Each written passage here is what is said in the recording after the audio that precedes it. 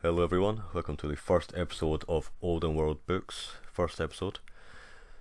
First of all, I'd like to apologise for the background. It's not ideal. I realise that. I will be changing this hopefully in the next episode. So, as this is the first episode, I'd like to just give a little bit of background on myself, and then we'll get straight into the book. So I'm a writer, a hobbyist writer. I haven't published anything. I'm trying to. I'm an ecologist mainly. My background is in nature and ecology and countryside management. So a lot of my books you probably will find out eventually that are related to nature, and the books that I read are related to nature. The books that I write are related to nature even. But the book that I'm going to be discussing today is one of my favourite books of all time. It's The King of Elfland's Daughter, written in 1924 by Lord Dunsany. Lord Dunsany he's considered one of the most reputed and the most respected of all fantasy writers. He came before Tolkien. He came before, and he's actually contemporary with Lovecraft. I believe those two writers actually had quite close contact. I believe Dunsany wrote a letter to Lovecraft about Dream Quest of Unknown Kadath. I believe he said something along the lines of, I see that Lovecraft has copied my style, but I don't grudge it to him, something to that effect. And so Dunsany, he wrote an incredible amount, and it's all varied. I believe the sad thing is though that Lovecraft, sad for a lot of people that like fantasy, he with Lovecraft sort of disdained Dunsany's later works. For example, the York and Club stories, which are more based on a sort of Sherlock Holmes, like a Holmesian collection of short stories, detective stories, and so Dunsany, I believe, more than anyone, has such a broad range. It goes from things like the Pagana mythology with old gods like Kib and Mung, the god of death, to sort of Victorian detective stories. So, and everything in between. So he really is one of those writers that just has such a big, had such a big impact on fantasy, and then also just explored whatever he wanted to, really. So he's not one of those writers that you can just pin down and say he did this. He is really one of the best writers I can think of. I was almost about to go on a tangent about Clark Ashton Smith and Tolkien and Mervyn Peake, but those are for different videos. So yes, first of all, I should actually say, before we get into the book and the description of its imagery and aesthetics and all that sort of stuff, I'm not an academic in terms of writing or literature. I don't have a BA in English or anything like that, or classics or anything like that. So this is more just about how these books have impacted me on a personal level. And they're not going to be, these videos aren't going to be jump cutted or anything like that. I believe that's a term that people use. This is going to be a sort of free flow discussion on how these books have impacted me as a writer and just in general, just in life. So let's get into it. The King of Elfland's Daughter The King of Elfland's Daughter, written in 1924 by Lord Dunsany.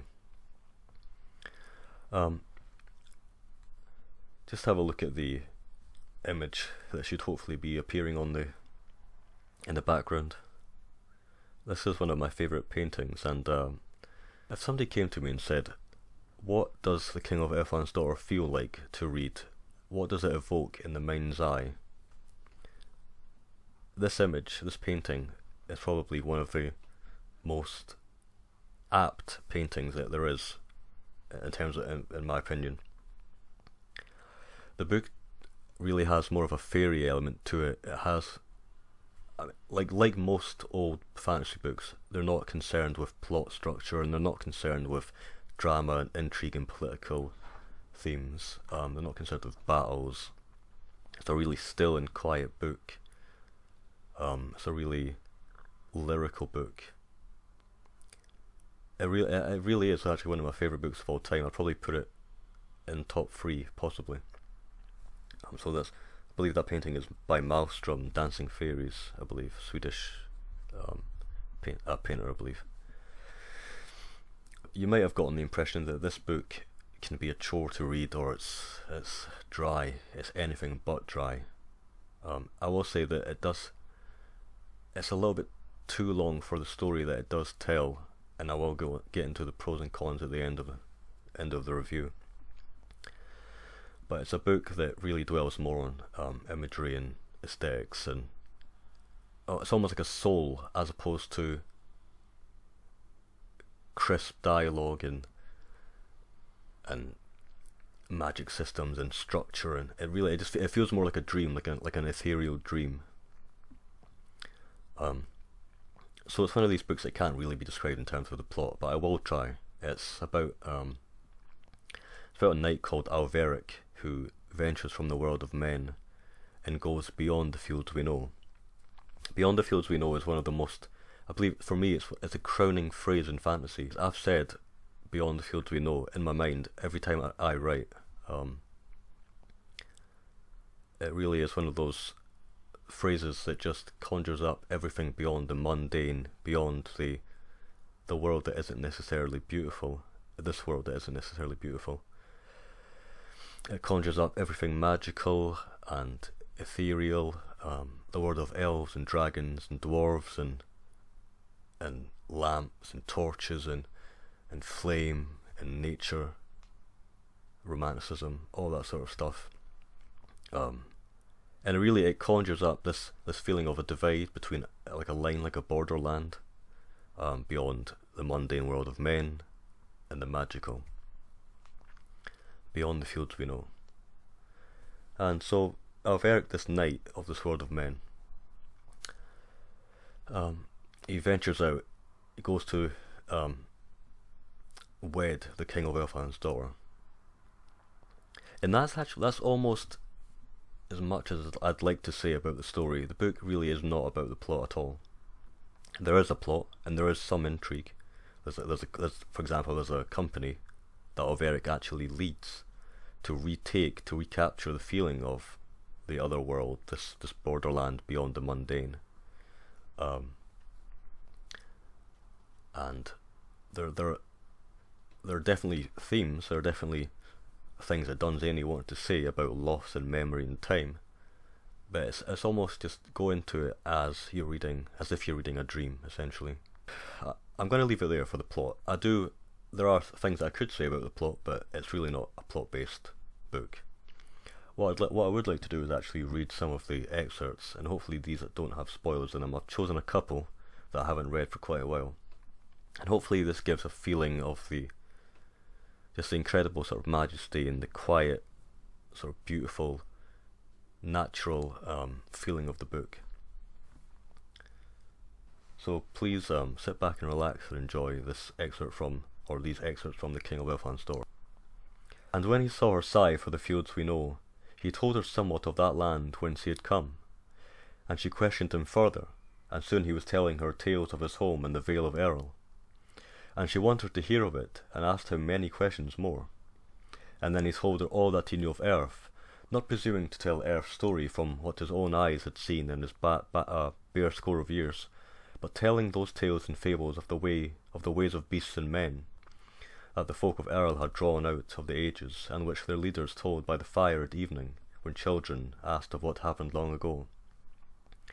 Thus, on the edge of those lawns whose miraculous glory was framed by flowers which we have never known, with the magical wood behind them, and that palace shining near which may only be told of in song, they spoke of the simple wisdom of old men and old women, telling of harvests, and the blossoming of roses and May, of when to plant in gardens, of what wild animals knew, how to heal, how to sow, how to thatch, and of which of the winds and what seasons blow over the fields we know. That is an astonishing paragraph, I hope you'll agree. The end there almost made me choke up, actually. It's incredible. The simple wisdom of old men and old women, telling of harvest and the blossoming of roses in May, of when to plant in gardens, of what wild animals knew, how to heal and how to sow and how to thatch. And one of the things there that you might have noticed from these excerpts is that he actually there's There's a repetitiveness to the book, but not necessarily in a bad way. Over the fields we know, beyond the fields we know, which we have never known. It's just the way that phrase and the different variations of the phrase really does sort of hammer home the feeling of everything outside our world. This next excerpt is spoken by the witch Thorundarel, and the names are actually quite evocative in the King of Elfland's Door. Alveric, Thorundarel, Oth, the huntsman. No spell indeed, she hissed, no spell indeed. By broom and stars and night riding, would you rob earth of her heirloom that has come from the olden time? Would you take her treasure and leave her bare to the scorn of her comrade planets? Poor indeed were we without magic, whereof we are well stored to the envy of darkness and space. She leaned forward from where she sat and stamped her stick, looking up into Narrow's face with her fierce, unwavering eyes. I would sooner, she said, give you a spell against water, that all the world should thirst, than give you a spell against the song of streams that evening hears faintly over the ridge of a hill, too dim for wakeful ears, a song threading through dreams, whereby we learn of old wars and lost loves, of the spirits of rivers. I would sooner give you a spell against bread, that all the world should starve, than give you a spell against the magic of wheat that haunts the golden hollows in moonlight in July, through which, in the warm short nights, wander how many of whom man knows nothing. I would make you spells against comfort and clothing, food, shelter and warmth. Aye, and will do it, sooner than tear from these poor fields of earth that magic that is to them an ample cloak against the chill of space, and the gay raiment among the sneers of nothingness. I almost teared up reading that passage, actually. It's an incredible passage. It really conjures up everything about the wonder of fantasy. Go hence, to your village go, and you that sought for magic in your youth, but desire it not in your age, know that there is a blindness of spirit which comes from age, more black than the blindness of eye, making a darkness about you, across which nothing may be seen, or felt, or known, or in any way apprehended, and no voice out of that darkness shall conjure me to grant a spell against magic. Hence. The King of Elfland's Door is one of the crowning achievements of fantasy. I would recommend it to anyone that wants to read a quiet, ethereal, magic, still, beautiful narrative, that wants to have an understanding of where fantasy came from, that wants to try and appreciate and respect what it did, even if it has problems. For example, there's an extended unicorn hunting scene, which I believe could have been drawn down a little bit, maybe cut down a little bit.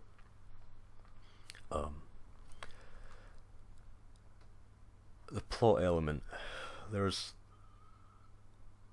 although a virtue of the book is that it doesn't have a plot and it's more about the imagery, it could have been strengthened by more of a cohesive structure.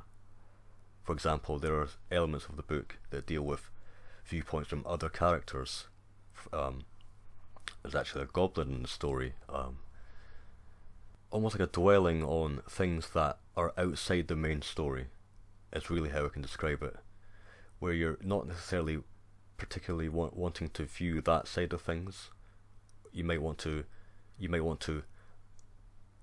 see the glory of the King of Elfland's palace, for example, and his throne of ice and mist, rather than an extended hunting scene, for example. But anyway, all books obviously have pros and cons, and this is one of my favourite books of all time. So, thank you for watching this first episode of Oldenworld books. Hope you enjoyed that. Hope you enjoyed the excerpts. I certainly did. So until then, hail and thanks for watching.